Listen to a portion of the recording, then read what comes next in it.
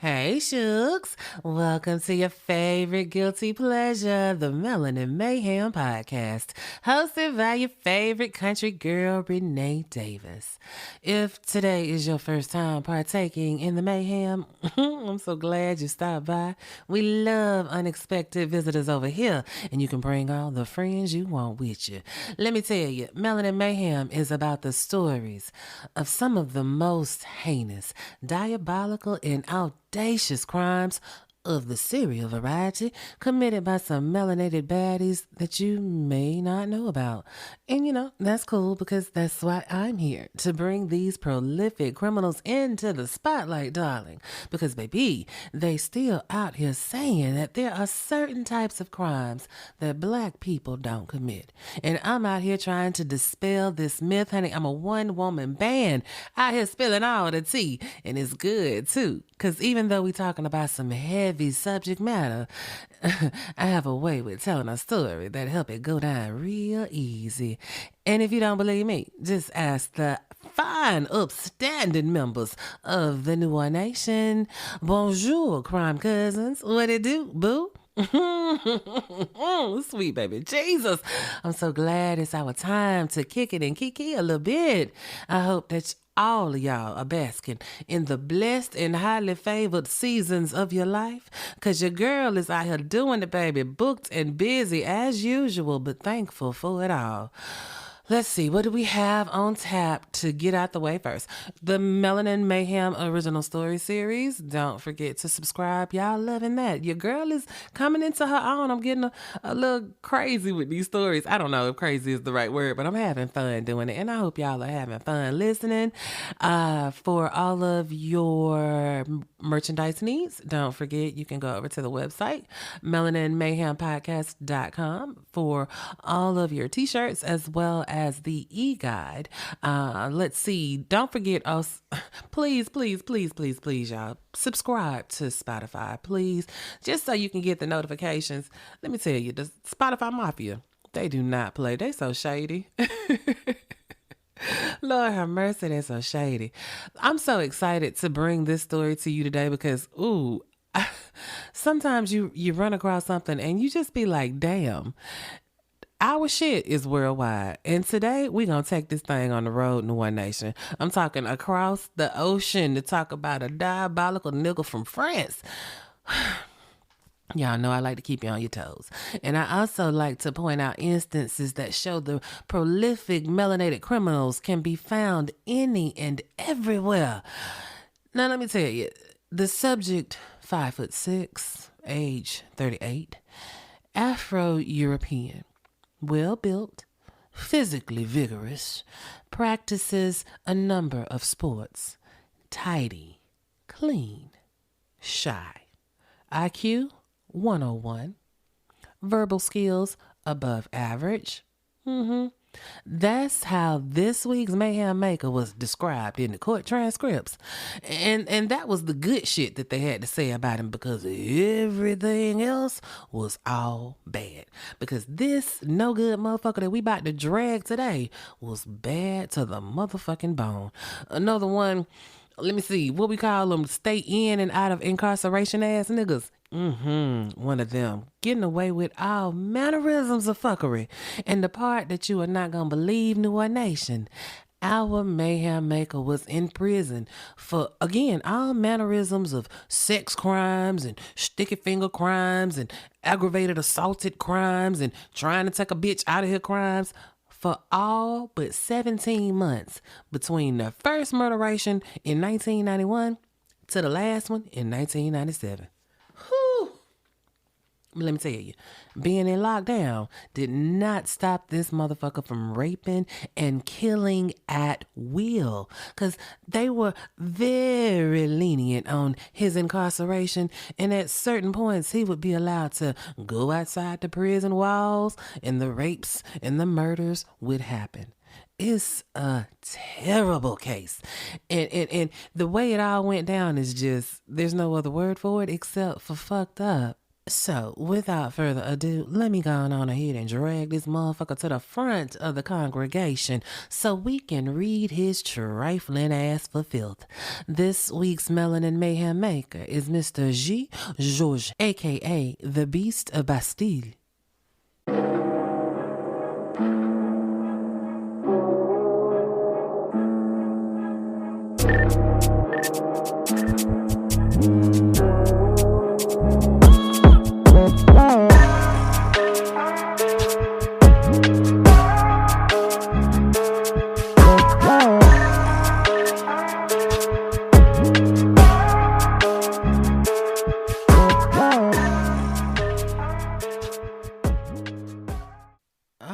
Nation, before we get too deep into the story, I want to remind everyone that we are in France, so the pronunciation of a lot of these names and places I'm gonna do my best with, but French is not my first, second, or third language. Y'all know I'm country, so I'm gonna give y'all my version of country French. So we're gonna see how I do. My French speaking people, y'all tell me how I did. Okay, so his name, if we were just looking at this, Americans looking at this, Guy Georges is what his name looks like. But that is not how it's pronounced in French. It is G. Georges. Okay? And so G was born G. Rapillon, October 15th, 1962, in Angoulême, France, right? And I'm going to touch on the name change in just a minute. Okay, so G's daddy was a man named George Cartwright, and his mother was Helene Rapillon. George was a cook in the military that was stationed in France, and he did a little sightseeing with his nether regions, and he ran across Helene, and the ending result was G. Well, you see, Daddy George, he was just passing through. He was in the military. And Helene was homegrown French vanilla. Well, in the 60s, much like in America, the Frenchies were not down with the swirl. And so when Vanilla Latte popped up with a little mochaccino, her peoples was like, absolutely not. I found what you can say in French is no nous faisons pas ça ici. We don't do that here. And they did not. Honey, let me tell you how Helene dropped little baby G. Rapillon off and then tried to have his birth certificate changed to try to hide who had given birth to the boy. Ooh, so now baby boy Rapillon has been dumped by both of his life givers and he goes into the system. Now, in America, we call it DFACS. The Europeans, they call it the DDASS, dead ass. That's what I call it. And that's the French Social Welfare Services, right? Department of Family and Children Services. And so G is placed into foster care and he bounced around with no takers on adoption. So let them tell it. The reason he couldn't get adopted was because of his name, not the fact that he was the fly in the milk. So at 6 years old, supposedly to aid in his adoption, they changed his last name to Georges. And that's after his sperm donor. That's spelled Georges, actually. That's basically how he went from being a Rapillon to being a Georges. Now, they gave him his pappy's first name and not his surname. That man is a Cartwright. So they are basically, when you look at it, Americans, they look like they calling him George's boy. Guy George's guy. I don't know. That's what it looked like to me. But anyway, it looks like Guy George's American looking at this, but it's in French. It's G. Georges. I keep saying it, but I'm gonna probably call his ass Guy George's at some point in time. Okay. Anyway, none of that has anything to do with this story. Apparently, that shit actually did the trick, though. Lil G got adopted when he was 6 by the Morin family. These are Caucasical peoples who had a basketball team of children. I mean, they collected the motherfuckers like Pokemon cards. Legit, they had like 12 or 13 children up in that thing. And G was the only spot of color for miles. So, you know, he had a hard road to hoe a little bit because growing up in Europe as the only black kid or in his case, the only mixed kid, was not the most of pleasant experiences, right? And while some people can withstand the storm and come out better on the other side, others become the storm. And that's exactly what the fuck G did. Mm-mm-mm-mm. It's sad. I mean, bouncing around foster care, and even though he got adopted, let him tell it, there was no one there to love him, to cherish him. He was the outcast simply by virtue of his skin color, and he was made to feel lesser than as a child. So when he hit puberty, ooh, honey, this little nigga began a lifelong career of crashing the fuck out on the Cleartines. Ooh, yes, honey, this little nigga, oh, he started fucking up his family first. Remember, they had a house full of children, right? So G started terrorizing the fuck out their asses. His first foray into fucking up a Frenchie, it happened when he was 14 years old, 1976. G tried to strangle his mentally disabled sister, adoptive sister, right? Her name was Rosalind D. Another thing, in European news, they'll give you the first name, but if somebody dies, they may give you the last name, or you still might just get initials. So a lot of these names, and my Lord Jesus, it's a lot of goddamn names I'm finna have to get through. Many cases I only have one, but again, differences between countries and their media and all of this. But I just wanted to throw that out there. But back to the story. So he done fucked Rosalind up, right? Tried to strangle her. They let that shit go. He 14, maybe he just popped off, whatever. Well, 2 years later, when he was 16 in 1978, he jumped on another one of his little adopted sisters. Her name Christine. Tried to choke her ass out too. Well, the adopted family at that point, the Morans, they was like, nope, you got to get the fuck up out of here. Return to sender. And that's exactly what the fuck they did. Unsigned all the paperwork and sent that ass back to the DDASS. They sent that ass right on back. How you sent them? How they did it. That's how they did it. And at this age, 16, feeling himself, G didn't give two shits. After that happened, he was going to crash the fuck out on anybody at any time, whenever he felt like it. And he did indeed go back again and try to choke another bitch out February 1979. Another little girl, Pascal, caught her slipping, right? Almost sent her ass tipping, but she managed to shake his ass and get the fuck gone from Sir Grip-a-Lot. But, she goes to the police. They yoke up G and they hold him. But they only hold him for like a week. And then they turned his ass loose. He just tried to choke somebody out. She done identified him. And a week is all y'all got for him? Okay. Well, when they let him out, he didn't have nowhere to go. So he goes back to his adoptive family. And they was like, this is not your home. You ain't got to go. You can go anywhere, but right here, you got to go. And they closed the door and turned out the lights. So, now G feeling all butthurt or whatever, because the folks that he tried to frizzle don't want to fuck with him no more. So now he really on one, and he is about to unleash the beast and earn his nickname, the Beast of Bastille. Let me tell you something. This little French fried fucker, he was smooth with it too. And when you see his picture, he ain't hard on the eyes. Like, he remind me of this man I used to work for. I don't understand it. People who were around him, because he was a around people type of person. He was in and out and had friends and girlfriends and all this, that, and the third. But when it came to white women, young white women, I don't know if you want to call it his trigger point, but it was what set him the fuck off.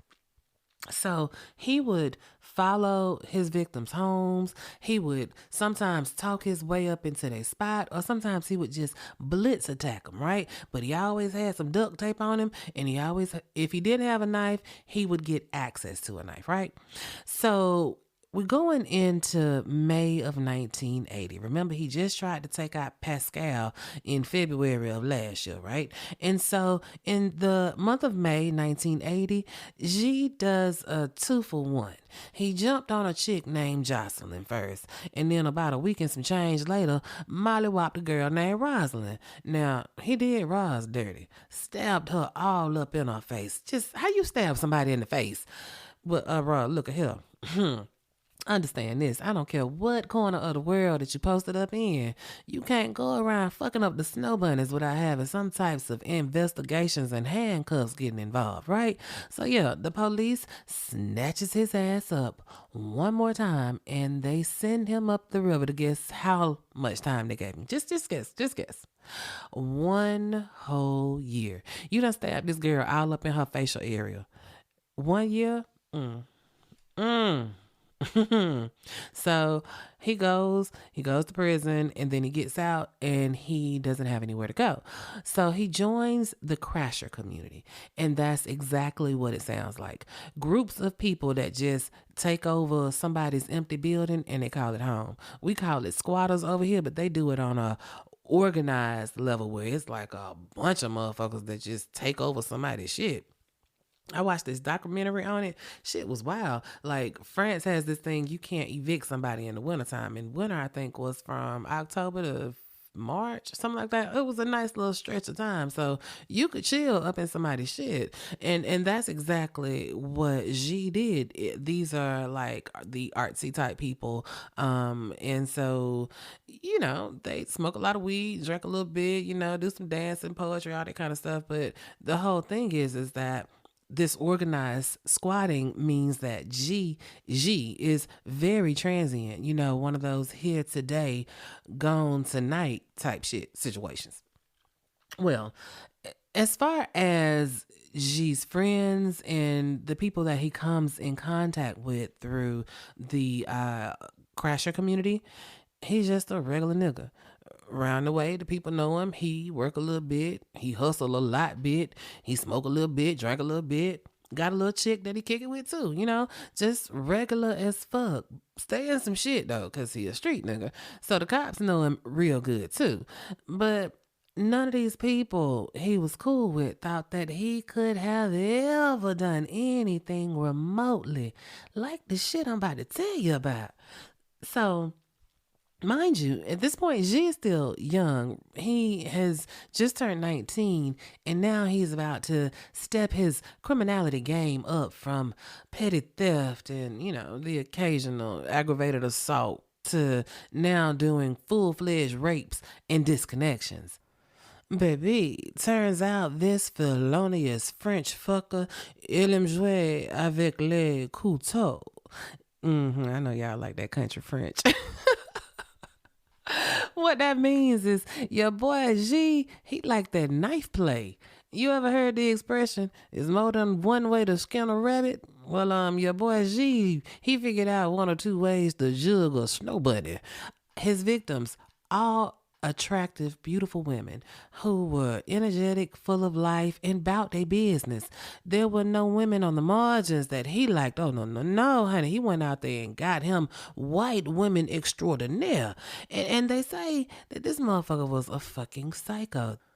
Like, he did so much shenanigans that it takes my breath away, like literally. Like, I don't know if I have enough breath to get through this because the motherfucker, like me, stay booked and busy. It's so much, y'all. I didn't want to just come in with just a whole bunch of dates. So I try to, do what I do, jazz it up a little bit. But it's just so goddamn much because he was like the Energizer Bunny. He didn't stop. You about to see. So deep breath. Let's see. November 16th, 1981. 18-year-old Natalie. He raped her, stabbed her up, slit her throat, and left her for dead. She didn't die. Somebody found her. Praise God. And even though she gave a description of her attacker, he would get arrested, but it would not be for Natalie's assault. Later on in November of 1981, he got caught up in some old sticky finger shit, and they gave him 5 years in prison for theft. 5 years, 1981. Tell me how, if he got 5 years in November of 1981, how the hell June 7th, 1982, was he able to rape and stab a chick named Violet? How does that happen when you're supposed to be locked up, sir? Now, thankfully, Violet, yes, was violently assaulted, but she was able to get away. Again, goes to the police, tells them that a black man just fucked her up. Y'all need to do something. Well, in June of 1982, he gets 18 months in prison. Now, just last year in November, you just had 5 years. Now, here, what is that? 7 months later, you got another 18 months? Then tell me how in the motherfucking hell is it possible that in June of 1983, this man was able to snatch up this woman, make her give him some sloppy toppy at knife point, but she bit him. Serve your monk ass right. She should have took that motherfucker off at the roof, but she didn't. She bit him and she was able to get away. She was able to give a description, and he was convicted in 1983 of attempted rape and given 10 months in the YDC. YDC over there is just like YDC over here.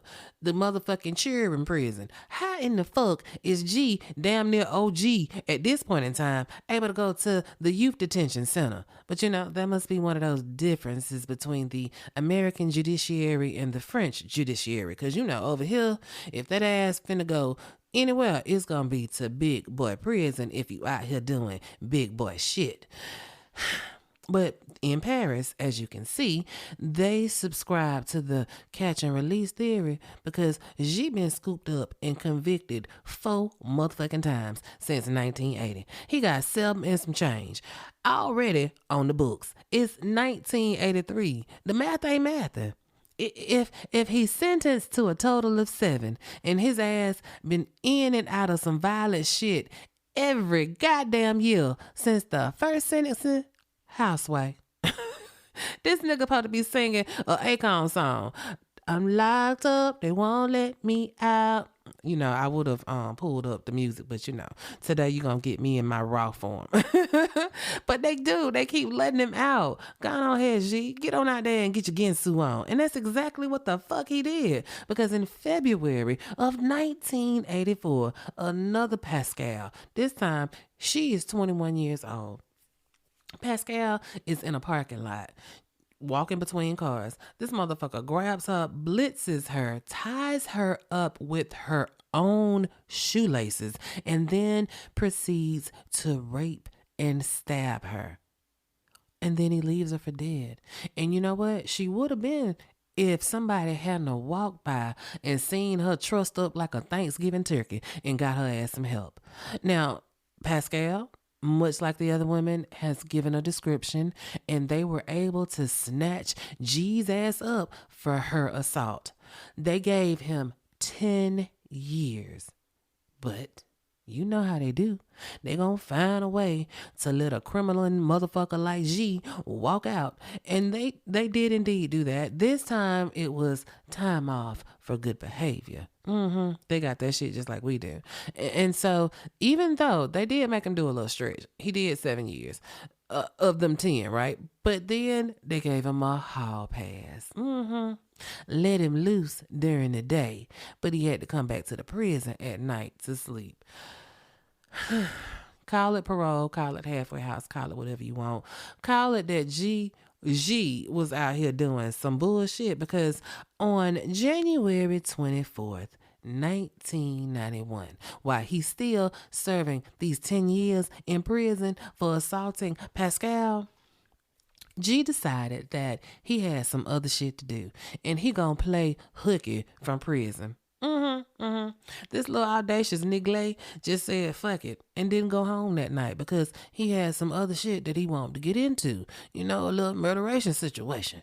And up till now, G was just a jug and janky motherfucker, right? But now he is about to graduate into some serious shit. Because that day, January 24th, Another Pascal, that must have been a really popular name in Paris, Pascal. Pascal Escoffier. She was 19 years old. She's walking down the road and G is following her home. He grabbed her ass as she was opening her front door. He held a knife to her throat and he forced his way in.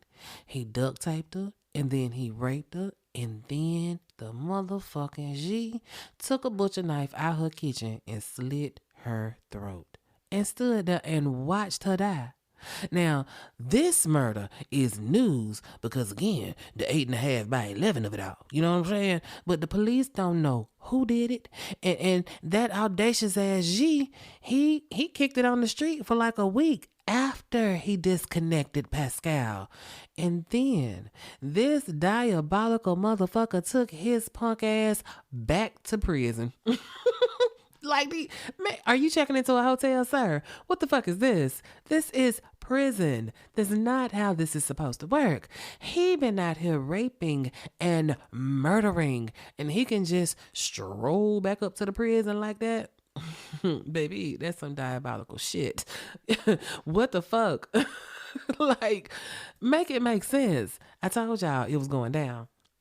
Okay, so I guess they suspended his go get your groove on privileges for a couple of days, but it didn't stop nothing because G was still out here doing all kinds of shit and getting caught. But the police, the authorities, they were just letting him slide. Spring of 1992. G must have felt like it was time to crank that thing back up again. So it's April 22nd, 1992. A woman named Eleanor is assaulted. She is able to escape though. Beat up pretty bad. I almost juked her up, but she got away. She reports the incident to the police, and once again, they go snatch G's ass right on up for her assault. Like, motherfucker, you just got out. What in the fuck is going on here? Can you not control yourself? Like, I swear it don't matter where a motherfucker is in the world. You can fuck up a woman and get a slap on the wrist and a swat on the butt and a back out there and do it again, pal. Again and again and again and again and a motherfucking again. Like, sweet black Jesus, this man been a problem since he was 14 years old. Jesus. And y'all, I'm not through. January 7th, 1994. This is like a little 2-year stretch. 27-year-old Catherine Roche was raped and let go with a Colombian necktie in a parking garage. Once again, he catches this woman getting out of her car, blitz attacks her, slits her throat, and leaves her there to die. Nobody was able to see her, so she bled out because they didn't find her for a couple of days. What a horrible, horrible, horrible death. And it was, again, can't stop, won't stop, because 6 days later, his punk ass done slipped in this woman's house and did her dirty. It's January 13th, 1994. This woman is a radio host. Her name is Annie L. He attacked her and raped her and murdered her on the patio of her apartment. How the hell you kill somebody on the patio? I feel like somebody should have seen that. Like, somebody should have been passing by a window and seen a bitch getting frizzled up there in apartment 2B. And guess what? I'm still not through, because November 8th, 1994, 20-year-old Elise Benedy, she again is in another parking garage. These are underground parking garages, right? This her house, apartment on top, underground parking. He rapes her. He slits her throat, and the police find her body. They got DNA. They don't really have anything else other than the DNA, but they do have biological materials, right? Can't stop, won't stop. At it again the very next month, December 10th, 1994. There was this Dutch architect. Her name was Agnes Nijankamp. She was 33 years old. She is in her apartment, minding her business. Here comes G done slipped in, raped this woman, and slit her throat too. Just entering women's apartments, catching them underground in the parking garage as they're going to and from their apartments. Like, she a motherfucker. As far as Agnes goes, nobody knew some shit was wrong with her until a foul smell started coming from Agnes's house. And that's when police were called and, oh, here go Agnes. The same way all of these other victims, right? And so at this point, the media has gotten a hold to the story that the Snow Bunnies is coming up fucked up in East Paris. And so they're running all these headlines, there's a killer in East Paris, and all of these attacks are happening around the Bastille. This is where that nickname, the Beast of Bastille, was born. So after Agnes's unfortunate disconnection, in June of 1985, that's about 6-7 months later, right? Another woman, her name was Elizabeth. She was assaulted and managed to get away, and she was able to give a vague description of her attacker. But when she was shown a picture of G, she couldn't identify him, right? So, eyewitness testimony, she couldn't identify him. So the police don't have any leads. They just know that the Snow Bunnies are still getting fucked up left, right, and sideways. The very next month, on July 8th, 1995, 24-year-old Helena Franken. Now, she was a nurse. She has just gotten home from being out and about, out living and loving with her peoples, and not realizing that a motherfucker was stalking her, watching her, seeing how she did what she did, and he followed her home. This motherfucker slipped into her shit, raped her, and slit her damn throat too. Now, here's what you need to know. When this motherfucker go up in these women's houses, their apartments, and do his shenanigans, he cleans up behind himself. Oh, yes, honey, this nigga in there wiping it down, baby, like Webby. So while there was plenty of genetic materials, you know what I'm saying, there was not so much evidence when it came to fingerprints or something like that. But in this particular case at Helena's house, they did find a footprint. And you know what? We'll take it because every little bit helps. But you would think they got all this DNA, but they're not doing anything with it that's useful. What good is it to have it if there's no database that you're running this DNA through to find a match? Notwithstanding the issues that are going on with the police, in July, he did Helena. The following month, in August 25th, he opened up a can of whoop ass on a chick named Melanie B. Luckily, it wasn't a lethal can of whoop ass, and this woman, Melanie, was able to get the fuck away. And then, your boy, he lay low for about 2 years. It wouldn't be until September of 1997 that G attacked and attempted to rape this girl named Estelle. But Estelle was also able to get away and break out on his ass. Of course, Estelle went to the police, but, they were really of no help because the descriptions that were being given were all over the place. And even though Snow Bunnies have been getting attacked left, right, and sideways by what seems like the same nigga, they still don't know who this nigga is. Well, later on in September 23rd, he broke into the apartment of a 19-year-old girl named Magli Siriotti. He raped her, slit her throat too.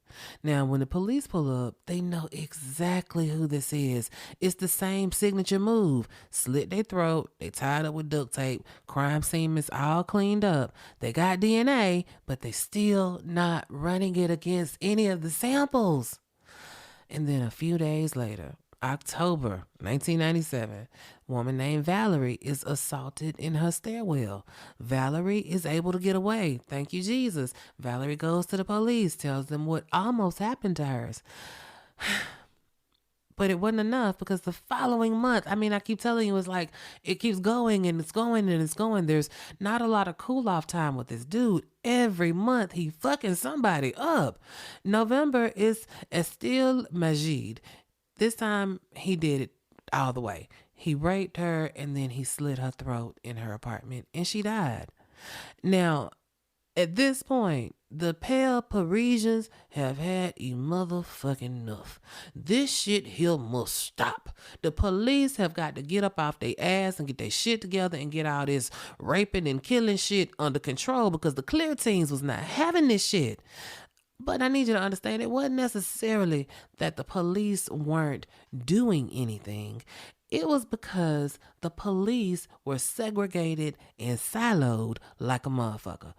They were segregated because these assaults and these murders, yes, they are all taking place in Paris. But just like here, they are in different neighborhoods.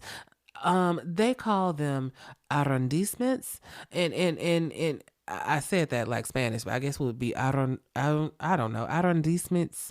It's like districts, what we would call cities. Each of these arrondissements has a mayor and its own law enforcement. So I guess you could think about it like New York and its boroughs. You know, the Bronx, Brooklyn, Queens, they're all New York, but they're different cities, different boroughs. And so this is what it's like in Paris. So all of these local arrondissement police officers, they are working their respective cases from their district, but they aren't sharing any info with the boys in blue, the next district over. And then they were siloed because even within their own law enforcement agencies, they would have one set of investigators handling all the rapes and another set of investigators handling all the murders, but they never worked the cases together. So they were missing patterns of how it was the same motherfucker running up on these women and assaulting them. And sometimes the rape did turn into a homicide, and sometimes the rape didn't turn into a homicide, but they all went hand in hand. But unfortunately, the right hand didn't know what the left hand was doing. Hence, how G was just out here raping and cutting a bitch water off at will and just two-stepping all along the way. But, like I said, the paper plate nation is like, fuck all that silo shit. Y'all motherfuckers better have a calibration session and compare notes and figure this shit the fuck out. Well, that was just the kick in the ass that the popo needed to get their collaboration on, right?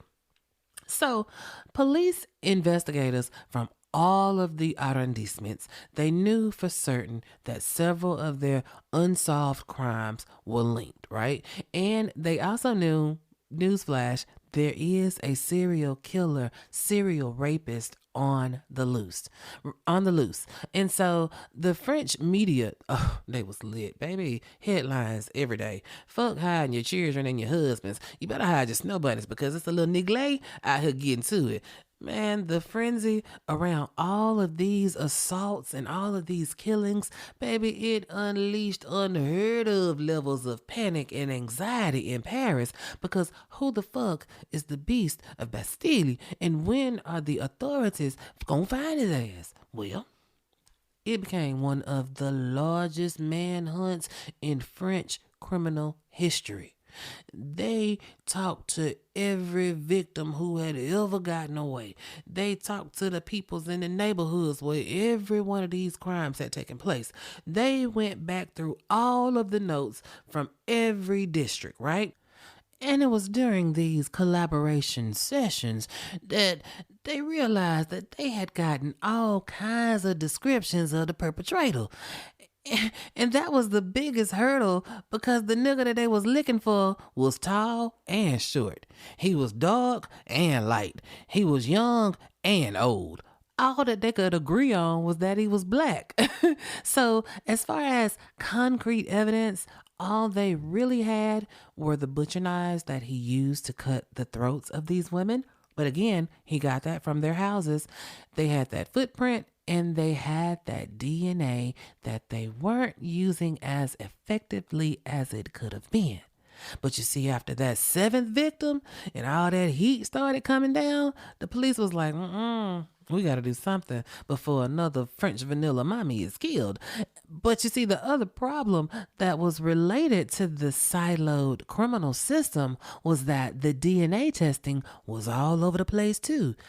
There was no one repository for all DNA samples to go through. And so, in a rare move, the magistrate ordered that there be a sweep of all the labs, pull up on everybody, and cross-check every nigga against all the crime scene DNA we got. And so basically, they dredged the lake of DNA until they found matches on G's pussy ass. They had taken his DNA in September of 1995 on one of his many forays through the prison. And on their first run, they linked his ass to 4 of these murders. So, okay, we got good momentum now. But now, here come the real problem. They know the who. They know the what. But they don't know where the fuck G was. And you know, that whole squatter situation, that meant that he could be anywhere, in any abandoned building in Paris. And that's a whole lot of needle in the haystack type shit. Right? And so at this point in time, G is 35 years old and he a slippery motherfucker, right? But you know, there's no turning back at this point. They got to get G motherfucking ass, and they got to get out there and they got to earn their paycheck. Cause you know what? That's what the fuck they did, baby. They found G. Georges in Montremart, and he was headed to the metro station. They swooped in. It was March 26, 1998, and they arrested him for the murder of Pascal Escoffier, Catherine Roche, Elisa Benedet, and Agnes Nijikamp. I probably fucked all their names up. My apologies. They hit him with those 4 first because his DNA was a match to all 4 of those crime scenes, as well as 1 or 2 more attempted rapes. So they arrest him and they get him down there in interrogation. And you know, just like any criminal on the planet, G, when he get up in there, is like, I don't know what the fuck y'all talking about. I ain't never killed nobody. Who is these women? I've never seen them before in my life. You know, that whole routine, right? Well, the police was like, okay, well, check this out. Tell us how we got your baby battle from all these women at their crime scenes. DNA say that you the neglect that's been out here doing the damsels dirty. Baby, let me tell you how G folded like a card table like that. Ain't no running from DNA. And so he confessed to those 4 murders, as well as a shitload of rapes and attempted rapes, and another 3 murderations that they wasn't even up on yet. The police, they ran up in G's spot over at the squat house, and they found all kind of shit that belonged to the victims. So now G is in custody waiting on trial. But you know, the wheels of justice move a little slow. I don't care where you are. And so while he is waiting on his trial, 2 years after his arrest, this nigga gonna try to escape from prison. In December 2000, it was like a few weeks before his trial was supposed to begin. So him and 3 other inmates, they had the bright idea to try to saw through the bars of the windows on their cells. But you know, when you sawing through metal, that makes noise. And somebody heard that shit, and one of the guards caught them, and they was like, nah, you're not going nowhere. So they just moved them deeper into the bowels of the prison, so you can't get nowhere, because, nigga, you going to trial. And in the meantime, in between time, they had G evaluated to make sure that he couldn't play crazy at trial. That's how we know how that IQ is. And all of the psych docs said, oh yeah, this nigga's Gucci, and he can stand trial without a problem. So all that's left now to do is crank up the jury. The 3-week trial began on Monday, March 19th, 2001. Now the prosecution, oh baby, they was ready to take down G's ass. They had about 50 witnesses to put on the stand, including 4 of the women who had been attacked and raped but lived to tell their story. They had all kinds of expert witnesses, family members of the deceased. Man, they even pulled up G's adoptive mama to come testify. That goddamn woman was 71 years old and she totted her ass right on up in that goddamn courtroom to testify for the prosecution. Ooh, G, you know you ain't shit. Boy, you ain't shit. So, the prosecutor, her name was Evelyn Lesueur. She came out swinging, baby. She said that G was a diabolical personality, the incarnation of evil. Ooh, honey, in true facts, she ain't lied not now damn time. They had psychiatrists to get up there and tell the court that G was a narcissistic psychopath. One of the doctors said that G was like a cat that catches a bird through natural impulses. He can't help him. He can't help himself. It's in him to just do that naturally. And as you know, a cat woman, I've seen my cats kill they shell birds and shit. And the shit is natural. And according to all of the stuff that I have told you today, I see no lies told. It's second nature to this motherfucker to kill. It's almost reflexive, right? Well, G pled not guilty to all them charges. And then he took his confession back. He said that the police had tortured him and beat the confession out of him and shit. And so his defense, they focused on his fucked up childhood, right? The abandonment issues, bouncing around through foster care, being institutionalized. They argued that all of those factors that diminished his capacity for intent. And so the court should be lenient with his raping, killing ass. Nigga, fuck that. Do you know how many people have had a fucked up childhood? Many. And they ain't out here jugging motherfuckers left, right, and sideways, cutting their throat, raping them. No, sir. You get no mercy here. No leniency. Now, all throughout this trial, G was in that motherfucker putting on for the city. Just being emotional and shit, random outbursts just for the fuck of it. Like, one time he gonna jump up and turn around and look at his adoptive mama talking about, "Mother, I love you." Shit ain't funny, but it was funny. Miss Janine was like, "Me too, son, but my heart is empty after all the harm you've done to these poor families." Basically, she was like, "I don't fuck with you no more." Baby, when your mama said it in open court, nigga, it's over for you. Remember them the people that unsigned the papers for you? They don't fuck with you. She testified for the prosecution. What is you doing? But check this out. This was the crazy twist that I didn't see coming in this story. His defense attorney, he was instrumental in helping the prosecution get G to change his motherfucking tune. You know, in the United States, the person will be guilty as hell. All the evidence points to them doing whatever the crime is. The attorney gonna swear to the end of earth that they're innocent and they're gonna try to get them off. But not in Paris.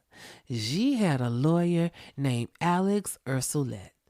Alex started talking to G not about strategy, but about fessing up. Because I'm telling you, G was 10 toes down in his "it wasn't me" defense. Like most criminalistic motherfuckers, right? But here go his court-appointed attorney talking about unburden yourself. What? This man, his lawyer, tells him the moment has come to talk about some things. He kept on at G, kept at him until he wore him down. And he did tell the truth in open court. Y'all, 8 days into the proceeding, we talking March 28th, 2001. G, with his tail tucked, sitting up there with the puppy mouth, he broke down in tears and confessed to all that shit. He again admitted to the original 4 murders that they had charged him with, some more rapes, murdering Helena and Maglie and Estelle and in open court, like in front of the jury, in front of the judge, in front of everybody, you telling all the business, which is great. Wonderful. Take ownership of the shit that you did. But in the same breath, here this trifling motherfucker talking about, can y'all forgive me? Hell the fuck no, we can't forgive you, motherfucker. You did a good thing by actually telling the truth, but fuck you and your apology, because we ain't studying none of that shit. G. Georget was convicted of all 7 murders. And on April 5th, 2001, he was sentenced to life imprisonment without the possibility of parole for 22 years. I'm going to talk about that in a minute. Now, G had one last thing to say before he left the courtroom about this here sentence, and what he said was some bullshit. This nigga say, the sentence that you are going to impose on me is nothing. I will inflict a sentence upon myself. 22 years? That's nothing. Life is life.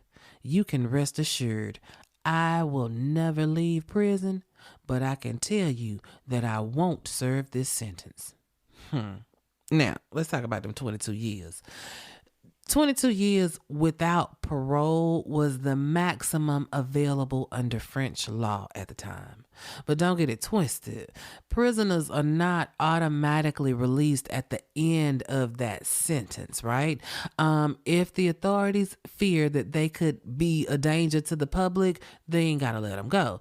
It's just that 22 years you got to serve to the door before you can even ask to be let out, to be asked, can you get parole? You got to do 22 years, even though it's a life sentence, right? And I think we can all agree that G puss ass is definitely a repeat offender and is and will indeed do that shit again if he is let out, right? G has been incarcerated at the Maison Centrale d'Inchim.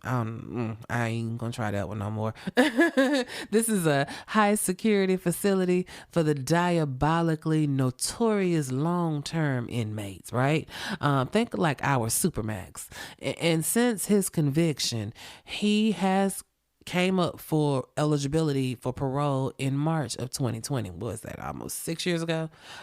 They denied that shit with quickness, and each and every other application for parole since. Now, you know, with these prolific peoples, they always doing evaluations on them while they are locked up to see, you know, if there's any change. They like to study their brains, right? And so ever since G was locked up, he has been evaluated by the prison psych doctors, and they all say the same thing. Not this nigga. Not now, not ever. He ain't sorry for shit, and if we let him out, he gonna do some more shit. And I believe that, baby. True statements. Well, that Noir Nation, that was the story of G. Georget, the Beast of Bastille. Ooh, wasn't that some shit? Like, worldwide, when we get into some serial activities, we do it big. My Parisians, you know, the ones who listen to the pod, in those other French-speaking countries, what y'all know about OG? I would love to hear from you. I'm going to say this. I don't have a lot to say, but this seems to be just like the most obvious thing, so I'll just say it. G should have been locked up well before the 90s. Like, this nigga was a problem child. He was trying to strangle his sisters. They were disabled, and he was trying to send them on to glory. I mean, we ain't talking about a little boy pulling his sister's hair. He was trying to cut off their breath. That's some serious criming at a very young age. And nobody stepped in and said, wait a minute. This motherfucker here on some can't stop, won't stop. As a young nigga, we need to nip this shit here in the bud. Anybody in authority, from DFACS to adoptive parents to the legal system, all these people who interacted with G when he was out here fucking up these women left, right, and sideways, starting as a 14-year-old boy, nobody thought to say, we need to step in because people are being hurt. I don't, it's crazy because this really underscores my true thoughts is that it don't matter. A man can use his dick as a weapon of mass destruction as well as his hands. And the authorities will not remove him from society. And they wonder why we picked the bear. Make it make sense. She was fucking those nobodies up for years and nobody did a goddamn thing. How in the hell are you out here on a day pass and you a whole inmate? I truly, truly, truly hope that this practice has stopped all over the world. We've talked about this before on the pod about even here in the United States back in the day, our prisons would let violent criminals out to go Christmas shopping and shit. I mean, it boggles my mind. Either you are in or you're out. Ain't no other way to look at it because if you a violent motherfucker in any way, shape, form, or fashion, your ass should be in, all the way in. Both feet, whole body, inside the prison walls every single day of your sentence. Every motherfucking hour of your sentence. Period. Like, it's not a hard concept. Y'all know that I enjoy bringing y'all these stories from all across the diaspora because it just proves my point that we've been doing this shit wherever the fuck we were since we got here.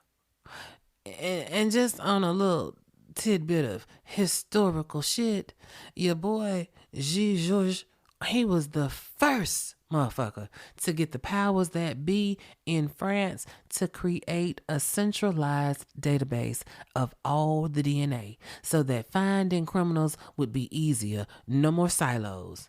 He was the first motherfucker to get all the law enforcement to come together and share alike. So congratulations, G. You did that shit, and we want to thank you for it so that now no other raper who rapes or murderer that's murdering anybody, they can't get away with that shit the way you did. We appreciate you for that. But as far as anything else, fuck you, nigga. As of today, 2026, G. Georges did not make good on his promise to disconnect himself before serving out his sentence. That motherfucker is still out here sucking on the taxpayer titty in Paris. Hopefully he is not having a good time in prison and the inmates are taking him through there on a daily basis and twice on Sundays. We can hope.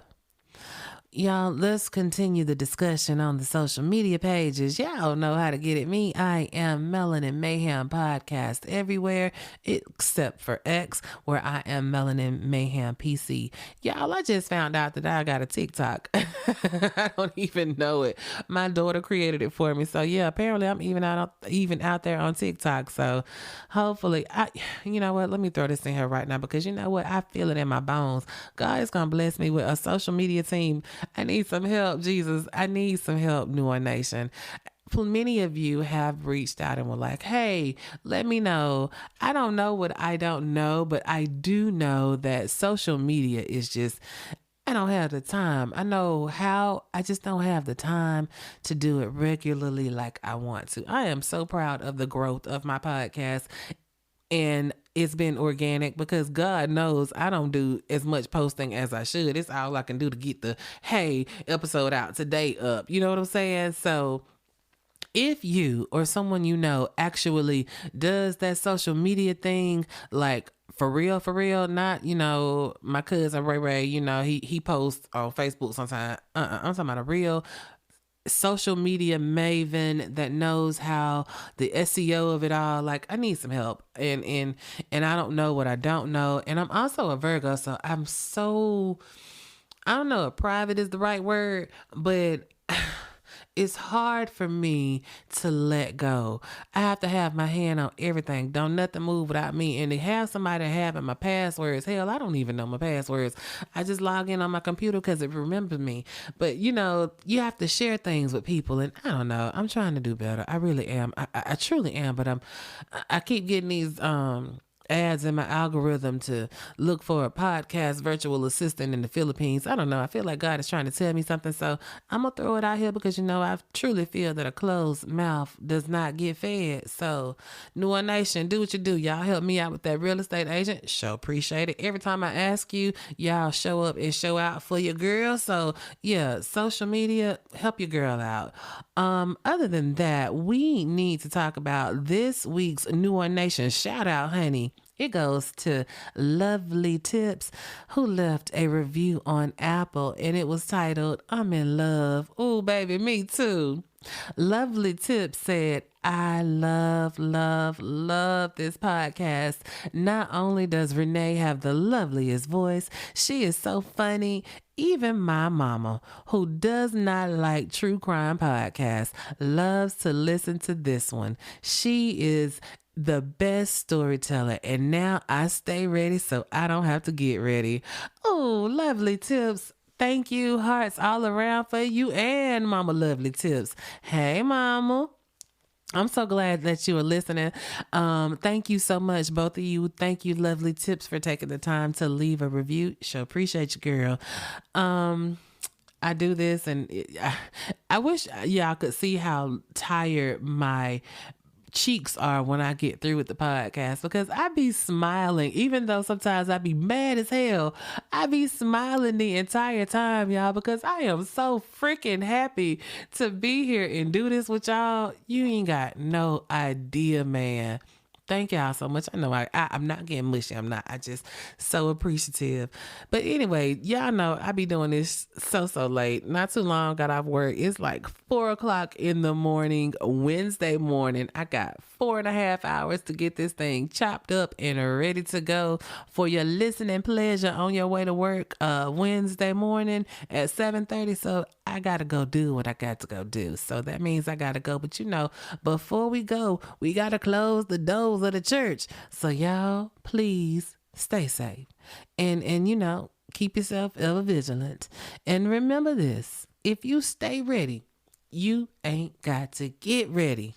Oh, it's one love, New One Nation, and your favorite country girl is out of here.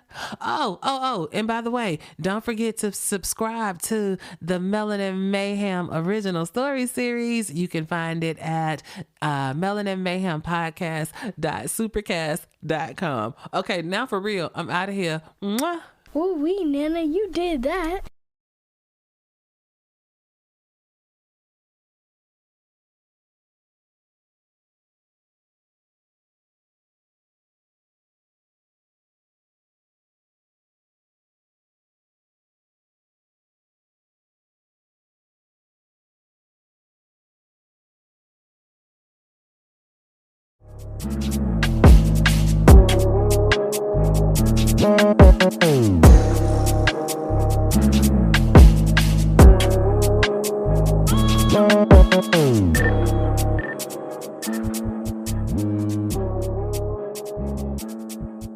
Wow.